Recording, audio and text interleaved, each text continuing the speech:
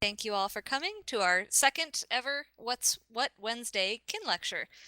Scotch thinks we shouldn't call them lectures anymore because he thinks that lecture makes it sound boring and stuffy.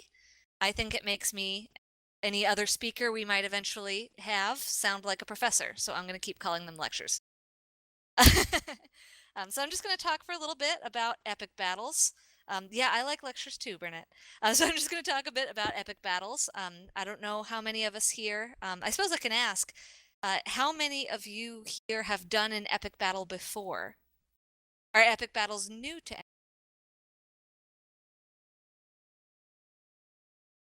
I've done a few.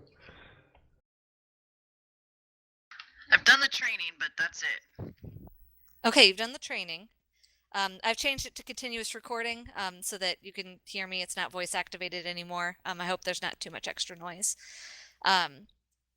So yeah, if most of us have done them before or just done a little bit of training, either way, I hope this will be useful, especially since Turbine is now making more epic battles, which should be interesting. If you have any questions during the lecture, I'm watching both the TeamSpeak chat as well as the in-game Hobbits chat and other channels. So if you have any questions and don't want to speak aloud, don't hesitate to type them in. I am watching them so I can answer them when that comes. So anyways, epic battles. Epic battles were introduced with Helm's Deep last November, about 1 year ago. They're a unique new form of group content, although they also have solo options.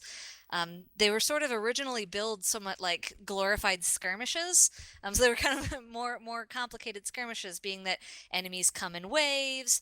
There are specific special objectives, sort of like encounters that you can do.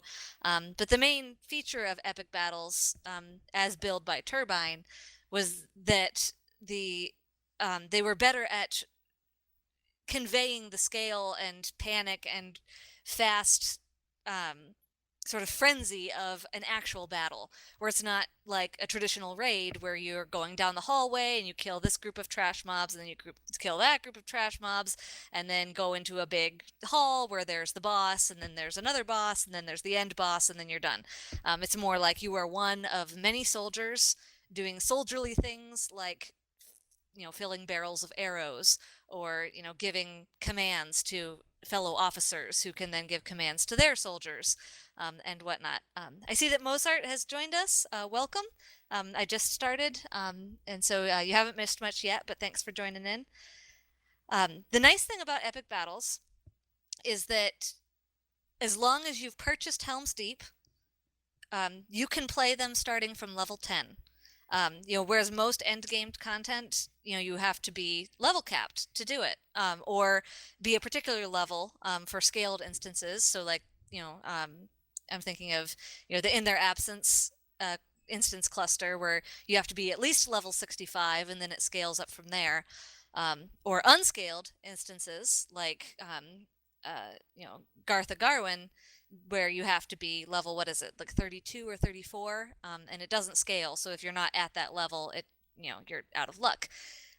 Epic battles, rather than being scaled, they are all automatically level capped, but you scale. So if you go in as a level 10, it'll scale you up to level 100 for the epic battle.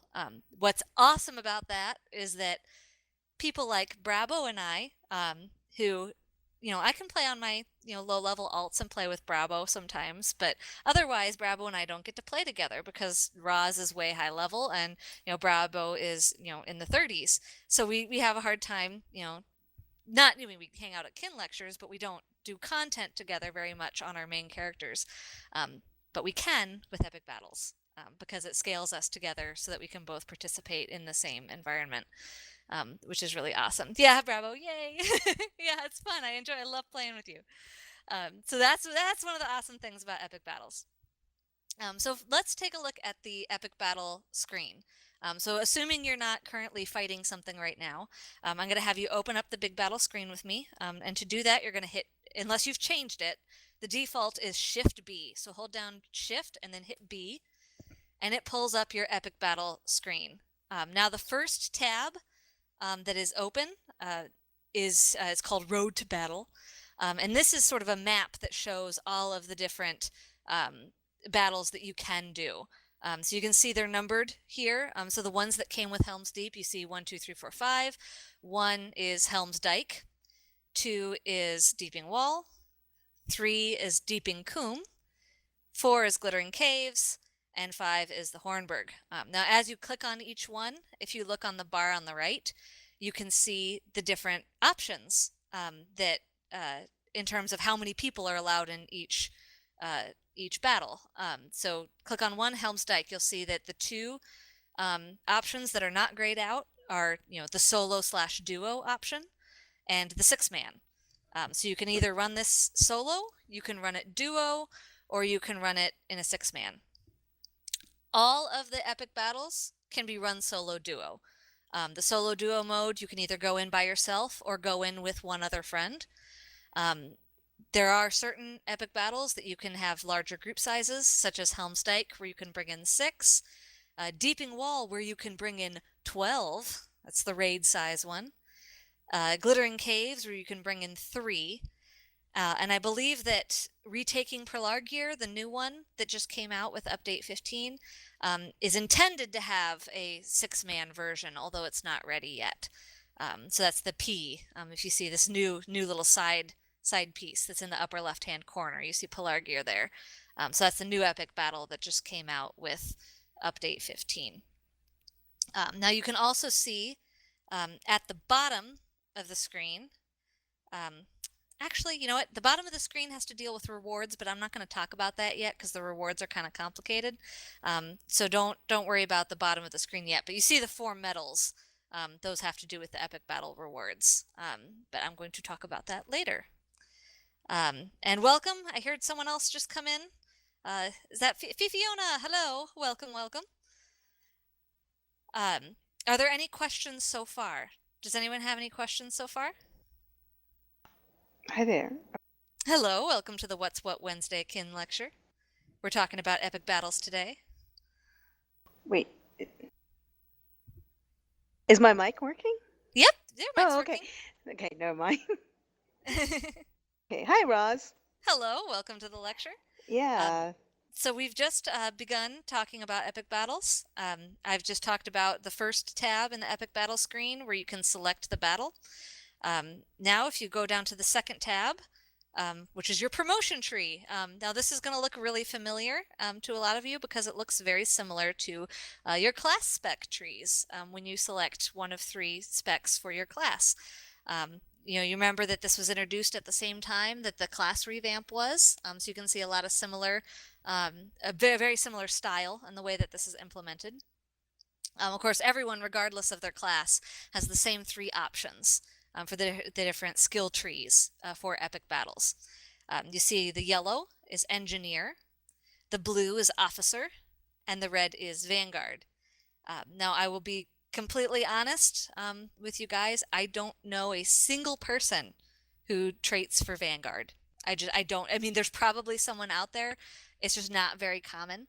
The reason being that for the lot of the epic battle things that you do, it's not straight up killing. You're not necessarily going and just slaughtering mobs all over the place. You're being strategic in orders that you're giving officers. Oh, Savo says I did. Well, see, that's what I'm saying. Some people do. But the majority of people will trait for either Engineer or Officer.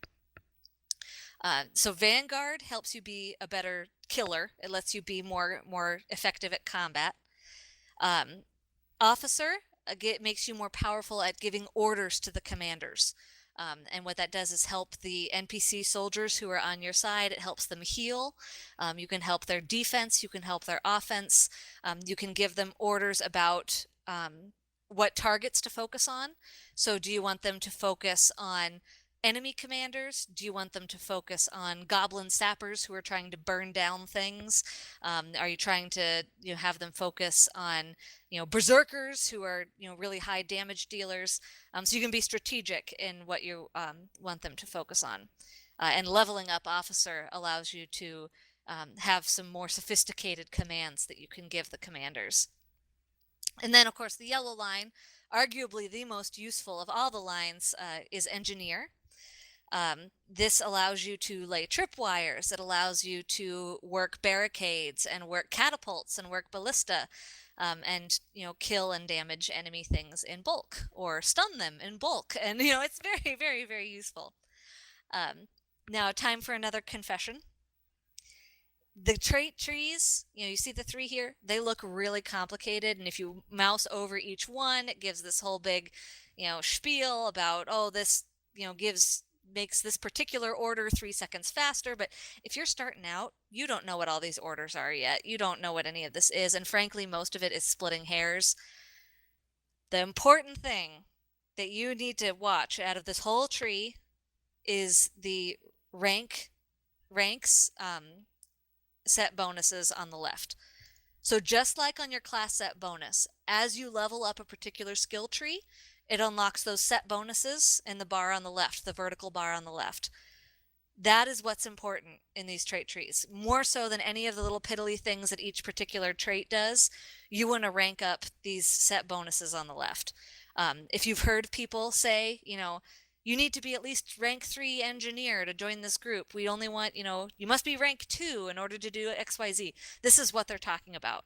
So the first one down, you see if you mouse over it, it'll say rank 1, rank 2, rank 3, rank 4, rank 5, and rank 6. So rank 6 is the highest rank.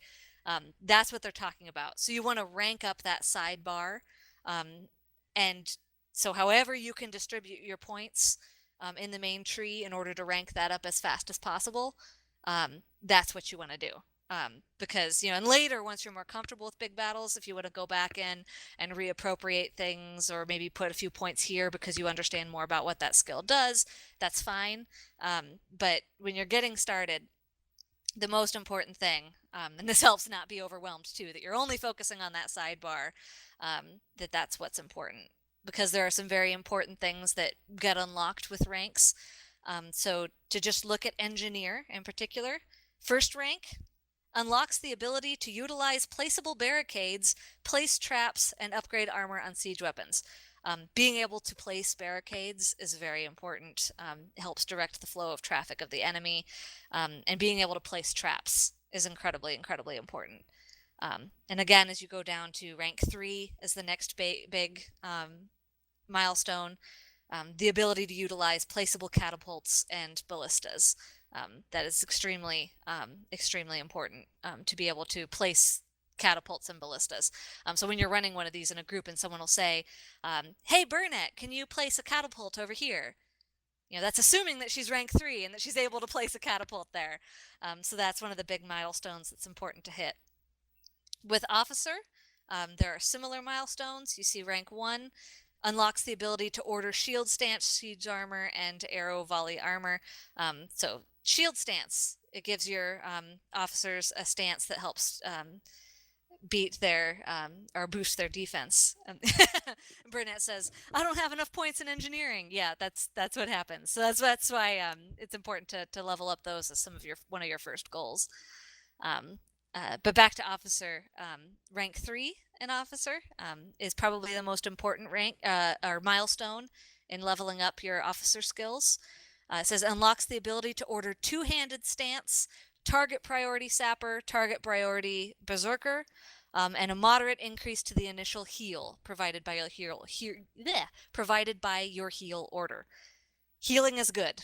We like to heal things, so that's a big deal. Two-handed stance is a big deal because it lets your soldiers do more damage. And being able to set target priorities. Being able to say, I want you guys, you NPCs, you lovely NPCs who are fighting most of the enemies for me, I want you to focus on sappers first because I don't want the sappers burning down the things I want to protect. Usually, in most situations, in epic battles, there are exceptions, but usually the go-to stance, in my experience in the groups that I've run with, has been to set your soldiers to two-handed so they do more damage and target priority sappers. That's because you'll get a much lower score if the things you're trying to defend get damaged, such as banners and whatnot, and the sappers beeline for these things and try and burn them down, so that when you're able to have your soldiers focus on the sappers, the goblin sappers, and take them out, it makes your job a whole lot easier. So most people usually do two-handed and sappers. So that's sort of the lowdown on the promotion trees, the skill trees for your epic battles. I will also point out that you can have more than one set up, just like your class skill trees. You'll notice on the left, you'll see, just like on your class skill trees, the tabs. So you've got spec 1 and spec 2, and if you spend mithril coins, you can have multiple specs. But 2 is usually enough. What a lot of people will do is have one spec for engineer and one spec for officer. You are not stuck in the same spec for the entire battle. You can switch mid-battle as long as you're out of combat, and you drop out of combat a lot in epic battles while you're moving barricades and whatnot. So absolutely, it's encouraged to swap back and forth mid-battle. Or Vanguard if you want to do Vanguard. I say officer and engineer because that's what I do. Oftentimes, it flows better. So let's say you had 3 specs. So you had officer, you had engineer, and you had Vanguard. What you might do is, as the battle starts, trait officer. Go and upgrade your officers. Make them two-handed. Make them focus on sappers. Give them the initial orders that'll make them be more effective. Then switch stances to engineer. Go place some barricades. Place a couple of catapults or ballistas here and there. And then, as you're looking over out into the field, you see the bad guys starting to arrive. Then switch into Vanguard. So that way you've set up all your siege equipment, your officers are all set up, and now you're ready to kill. So that would be an example if you had all 3 specs that you could do a good way of switching between them, so that you're the most effective for each particular thing you're trying to do. Does anyone have any questions about the skill trees? Yeah, Savo says, I didn't like Vanguard as it didn't really help me kill things better. That's what a lot of people have found with Vanguard. The thing being that the NPC soldiers, especially when they're well upgraded with officer orders, are really effective at killing things. And a lot of times the NPC soldiers get to them before you can. So especially if they're well upgraded. So that's why sometimes, depending on the situation, Vanguard sort of feels redundant. If you've got a good officer set up where your soldier commanders are getting upgraded really well, and healed really well, and their damage is getting buffed, Vanguard isn't as useful. No other questions? Actually, I have one other. Yeah, sure, go for it. Is it kind of like the regular skill tree, as that when you get skills, you can use it in both, like engineer and the other one? Yeah, you absolutely can. You can trait off spec, and the more, the same deal where the more skill points you put in, the more it'll rank up your rank bar on the left. I will caution you though that, as I said before, the actual skills that you're putting skill points into, promotion points into in the trees are not as important as the rank set bonuses on the left. And you will only get the rank set bonuses for the spec that you've chosen, which I think is why a lot of people prefer swapping back and forth rather than filling out skills in multiple trees. Since the actual skills that are in the trees are not as important as the rank set bonuses, and you can't have more than one rank set bonus going at the same time. Does that make sense? Yeah, but I actually meant in the different trees, like you get skill points like when you level. Like say you have 10, you'll have 10 in the first tree and 10 in the second tree, right? Yeah, well, it's like your skill sets, where if you look in the lower left-hand corner, you'll see your points available, and you just assign points in the trees that you want to assign them. So it's not necessarily the points themselves are not dependent on the tree until you assign it to that tree. All right, so then it works the same way as the regular skill tree, right? Yeah. Okay. And I keep hoping that Turbine is going to implement a feature where you can switch your trees, your promotion tree, on a hotkey, or maybe a quick slot, skill that so you can swap between engineer and officer, or officer to engineer, without opening up the big epic battle screen. But they haven't done it yet. But maybe someday that would be awesome. So now let's move on to rewards, because you're probably thinking now, or if you're not thinking, you should be thinking, how do I get promotion points to assign into the tree, and what is the point of running epic battles? So again, go to the left and go to the third tab down, which you see battle history. This is the screen I'm going to have you guys look on while I talk about rewards. There are several sort of complicated reward systems with epic battles. The epic battles themselves have between 3 and 4 possible opportunities to earn what's called a medal, which is sort of a reward for how you did. The reason that there's sort of medals, that increase in, I guess in a, what's the word I'm looking for? In awarding, what's the word I'm looking for? So there's good medals. It's like there's gold medal, silver medal, bronze medal, and a platinum medal. And these measure how well you did, because the epic battle, the Battle of Helm's Deep, we know how that ends. We can't fail the Battle of Helm's Deep because they don't fail in the book. It's not like a raid where there's some made up boss where, the boss can kill you. The soldiers of Rohan are going to prevail in the end. So there's not really any option to 100% fail. But you can get measured on how well you do. So you can do a really mediocre job at the Battle of Helm's Deep, in which case you'll get a bronze medal or no medal if you do really poorly. If you do a little bit better, you get a silver medal. A little bit better than that, you do pretty well. You don't lose very many soldiers. You completed a lot of the objectives. You get a gold medal. If you are perfect, you get platinum. So look on the right-hand side. You'll see the medals here. Bronze at the bottom, then silver, gold, and platinum on the top with a little green star inside. This screen will keep track of your lifetime medals and how well you've done over the course of all of the battles that you've completed. The battles themselves, as I said, sorry to backtrack a little bit, have between 3 and 4 options for awarding medals. You get a medal for your overall performance for the entire battle. So if you do the whole battle really well, you get platinum. If you do the whole battle really mediocre, you get, no medal, bronze or silver, so that the whole battle gets judged.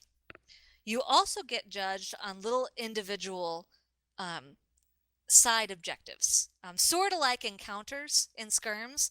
You know how you're doing a skirm and then you get the little text notification saying, oh no, there's a goblin trying to burn down the Hobbits' meal. You got to go save the hobbits from the goblin burning down the Smeal. That's one of the ones in Trouble in Tuckborough. So then you sort of deviate from your main objective to go and take care of this side objective, and then later you go back to finishing the skirm. That's sort of like what these side objectives are in the epic battles. And each one of those gets a medal as well. They tend to be a little bit more challenging. Oftentimes it's hard to get a gold or platinum the first time you do it, unless you're with someone who's done it a lot before, because they tend to be kind of quirky and have their own little sort of difficulty to them. I just heard a ding. Yeah, the second time I skipped the side ones as I lost anyways. Yeah, the side objectives on some of the battles can be kind of weird. Also because it's not always clear right away where you're supposed to go. A lot of the epic battles, well, I should say none of the epic battles have in-battle maps. So once you're in the battle, you open your map and there is no usable map. So it takes a while to get used to the lay of the land. and to figure out where things are. Yeah, Savo, yeah, it was about 3/4 done by the time I found it. That's not uncommon. There was a moment, or actually several moments, in the Glittering Caves battle where for the first several months that epic battles were out, I never knew where to go in the Glittering Caves. So I would purposefully sort of run off cliffs and run into situations where I would die so that it would auto spawn me where I was supposed to be, because I didn't know where I was supposed to go, because it was so confusing. I think I have it now, but That's awesome. Yeah, I know. I was so confused. I did not know where I was supposed to go. So don't be afraid to, admit, hey, I get lost in epic battles, because 9 times out of 10, whoever you're confessing that to would say, hey, me too. It just is the way it is. And I think the only solution to that is experience, to be able to know, run them a few times, get a feel. Me too, Savo. I've never taken a character through Moria without a questing partner who I could just put on follow, because I can't find my way through anything ever. But back to the side objectives. You see here on your battle history rewards screen, every option for epic battles is listed here. Every single one, including, even differentiated out by the group size. So you see on the top, Deeping Wall Raid. Below it, Deeping Wall Solo, Deeping Coombe Solo, Glittering Cave Small Fellowship, which is the 3-man, Glittering Cave Solo, Helm's Dyke Fellowship, which is the 6-man, Helm's Dyke Solo, Hornburg Solo, Retaking Pelargir Solo. After each one of these is a little empty slot, or maybe it's not empty if you've done the epic battle, for each of the side objectives that could potentially pop in the battle. So you can see here the best medal for each side objective that you've completed. So ideally someday, every single one of those empty slots will have a nice little platinum medal symbol in there, because you will have platinumed all of your side objectives maybe someday. You can also, if you mouse over any of those slots, it'll give you a little description of the side objectives. So let me find a good one that I can. Okay, so here we go. Go down to Defense of Rohan, Deeping Coombe Solo. It's the third one down. The first side objective that you see here, mouse over it, in the little text box will pop up and says, Defilers in the water. Orc defilers have begun calling forth the turbulent spirits of those unfortunate enough to have perished within the deep as battles long past. If they are allowed to continue their summons, the Rohirrim and the Watermill may find themselves besieged by a rather unexpected adversary. So this quest starts with a full merit rating, and you lose your merit, meaning your chances of getting a higher medal awarded to you for a good completion will start to diminish when the following things happen. Summoned dark water spirits escape the pond. So as these summoned dark water spirits in this one corner of the Deeping Coombe start to leave the pond, leave the lake, your merit will start decreasing. So your platinum medal will become a gold medal, which will become a silver medal, which will become a bronze medal. So you know that the important thing here is to keep the dark water spirits from leaving the pond, as well as dark water spirits enters the watermill. So if they do leave the pond, at least kill them before they enter the watermill. You can regain some merit. You'll get good plus points if you kill the dark waters. So that's important. So that's sort of a rundown. When you're actually in the battle, you don't have enough time to read all of this. The first time through, you're not going to be able to read all of what's going on and be able to fully process what you're supposed to be doing. So a nice exercise might be, right before you're about to do an epic battle, maybe before you're doing, Deeping Coombe, maybe just sit beforehand and mouse over and read about the potential things that might pop, so that you have an idea of what might be coming, so that you're not totally caught off guard. Now, you're still going to be caught off guard because you might not know where to go. Because like I was saying, okay, so there's a water mill and a lake. So you might have to run around for a few minutes to find where the lake is. But at least once you get there, you'll kind of have an idea. Okay, there are going to be dark waters coming out. I'm going to need to kill them, try and keep them from exiting the lake if I can. So that'll give you a little bit of an overview. Now, the medals themselves that you get rewarded are not the loot awards that you get. They determine what loot awards that you get. Scroll down to the bottom of the screen and you'll see there's these little completion bars, one for each medal that you receive.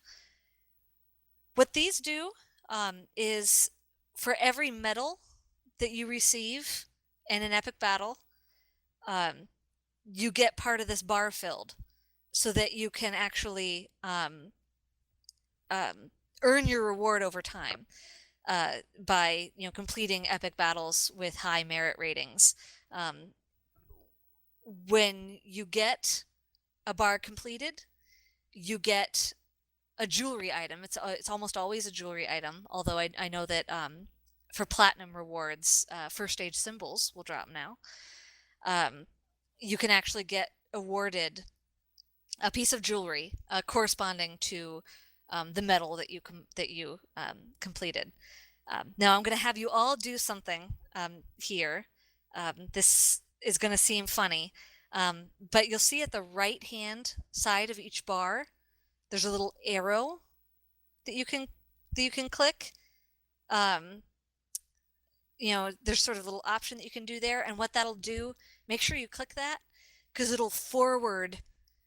I'm trying to figure out the best way to explain this because it's very, very complicated. Yeah, the gold chest. Click on the gold chest, and what that'll do is forward your points from lower medals into higher medals. So after you complete your bronze bar, bronze medal bar, that merit will spill over into your silver medal bar. And when that's full, that'll spill over into your gold medal bar. Because the jewelry pieces that you get from bronze completions are kind of bad. The jewelry pieces that you get from completing silver are kind of bad. So you don't really want them. You want it to forward in so that you're getting better. Yeah, Luzinia says the best things come to those who wait, and that is very true. So you want it to spill over so that you're only getting gold and platinum rewards, because otherwise it's not really worth it. Now, forward all the way to plat or gold. Forward all the way all the way over, as far as you can. I think it's the gold chest, Fifi. If you click the little chest down there, if you mouse over, it should, or once you click it, it should give you a little text box that comes up that says what you're going, that warns you what the option you're changing is. I got confused because I've already switched mine over, so I just see the arrow. Does that make sense? Yeah, okay. So you want it to set up so that it's forwarding along.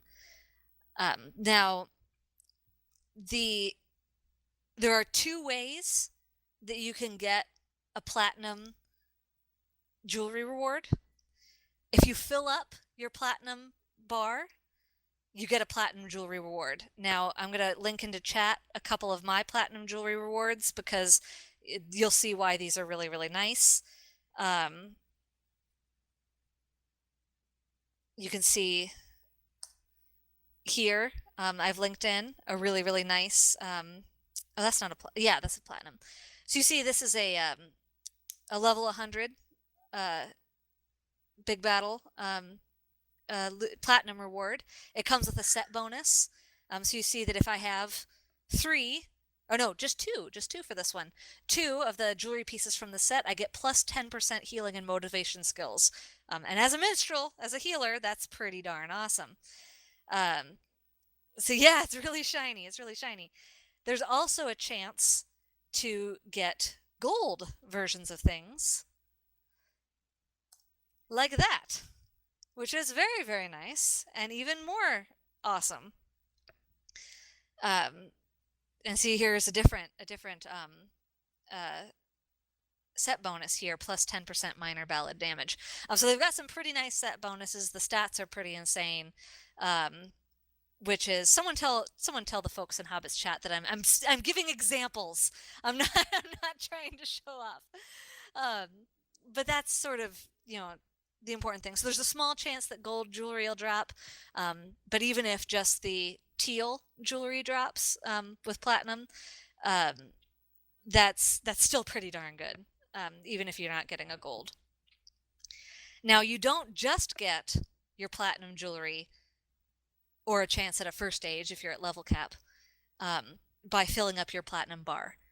You also get a loot drop the first time that you complete a side objective on platinum.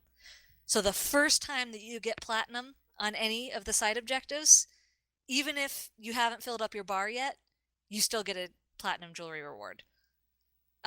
Because that's the first time. It's like, congratulations, you've conquered this side objective. So that's kind of a nice little bonus, which is kind of cool.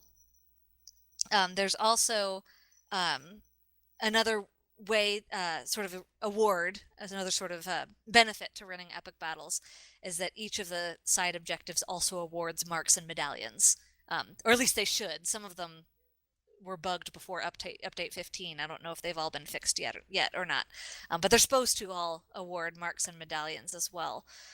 So that's a nice little perk, a nice little extra benefit for running epic battles. Now the side objectives themselves, just to clarify, I don't know if I was clear, about 2 to 3 will spawn in each during each battle. Some of the smaller ones, only two will pop, and some of them 3 will pop.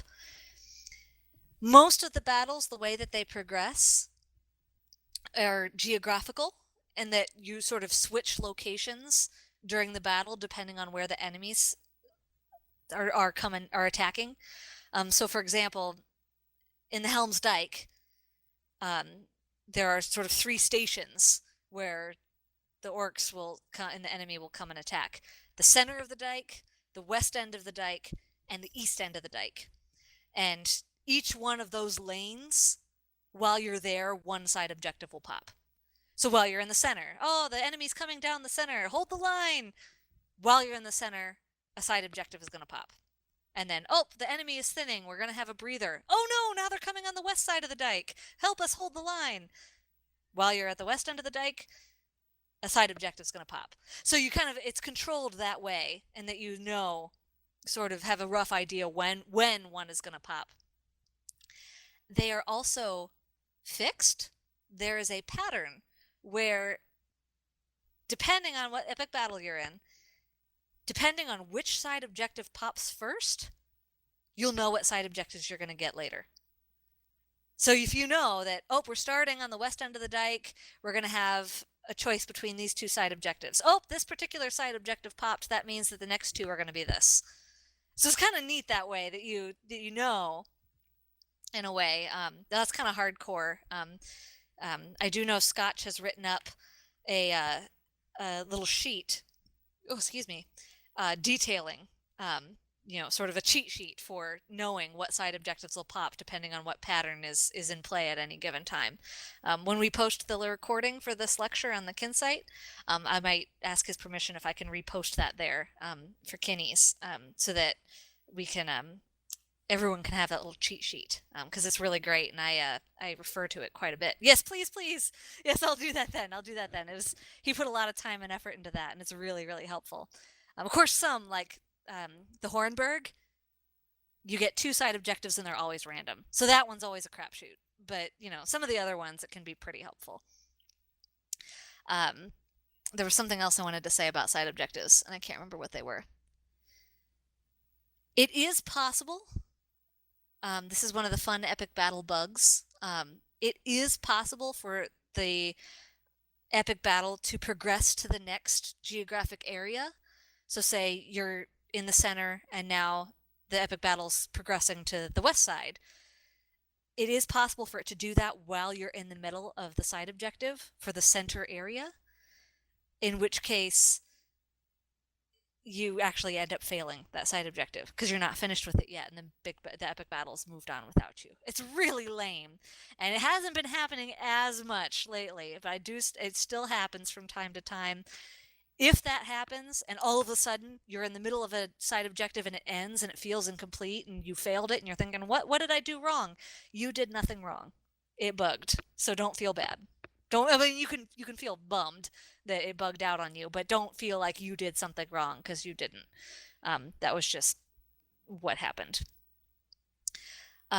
So yeah, that's sort of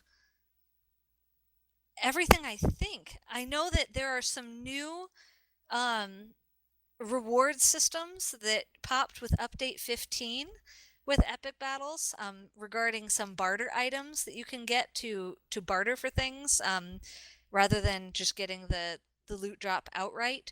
I haven't experienced this yet, so this might be something to think about. I'm not really quite sure how this works yet.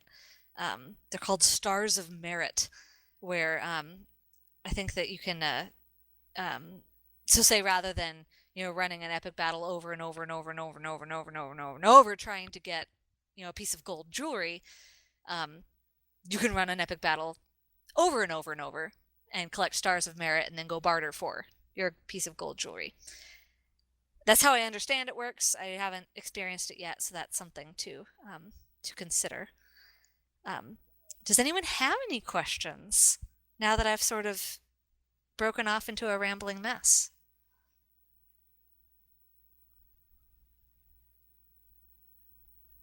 I have a question. Yeah, shoot. Okay, so let's say on these side objectives you lose some merit and you can regain some. Is it possible to regain it all, or will it never be a perfect run after that? It will never be a perfect run. Okay. It's one of the sort of frustrating things that you can never have a perfect run if you make a big error. It's not like a raid where if you're fighting a raid boss and someone really goofs and then the tank dies and everyone goes, oh my god, what's going to happen? But then a captain runs in at the last minute and reses the tank, and the healers come in, the arcanes and the minstrels bring the tank back to life, and the tank recovers and everyone pulls together, and then we end up killing the boss, but everyone's exhausted because it was crazy. That's not going to happen. And that there is the persistence, and that once you run an epic battle a few times and you get the feel for the side objective, what boxes you need to check. What T's need to be crossed, what I's need to be dotted, and you need to make sure that those things are taken care of, because if you miss something, it'll hurt your merit, and there is no way to completely gain it back. Gotcha. Yeah, so that's sort of frustrating. In that there's no way to do a full recovery from a really bad screw up. It's kind of cool though. Puts the pressure on. It does put the pressure on, and it's really intense in that. I can remember, like, Scotch Sobrin, is it Kudu was with us, and Seldom and I and maybe a couple of other folks were together, and we were trying to do the Deeping Wall 12 man as just like 5 or 6 of us, but we was only to the first. Yeah, I know it didn't work the whole way, but we'd only do it to the first objective, and only if it was this one particular objective, because we knew we could do it with just 5 or 6 of us. But we had to know, like, everyone had a job to do. It was like, okay, Roz, your job is to lay tripwires and by the windows and heal the soldiers. Okay, Chafo, your job is to upgrade the barricades, and my job is to kill things as fast as possible while setting down caltrops. Like, so everyone sort of had a thing, because it had to be a well-oiled machine or it just wasn't gonna work. That sounds awesome, actually. Yeah. Fifiona says, can't go AFK in big battles. You actually can, but I guarantee you're only going to get something like a bronze or at best a silver overall medal. You can't go AFK for side objectives. It won't work. So I do know there are folks who Yeah, if you want gold or platinum, yeah, it's not going to work. I do know there are folks who really, really, really, really hate big battles, but you have to complete them for the Volume 3 epic. So they just sort of came in, went AFK just to, get the base completion so that they could just get it over with and continue. That is an option. If you decide you really don't like big battles, you can do that just to get them out of the way for your epic quest line and get on with your life. But if you want to get quality loot, if you want to get gold or platinum medals, you have to be there and you have to be part of the well-oiled machine.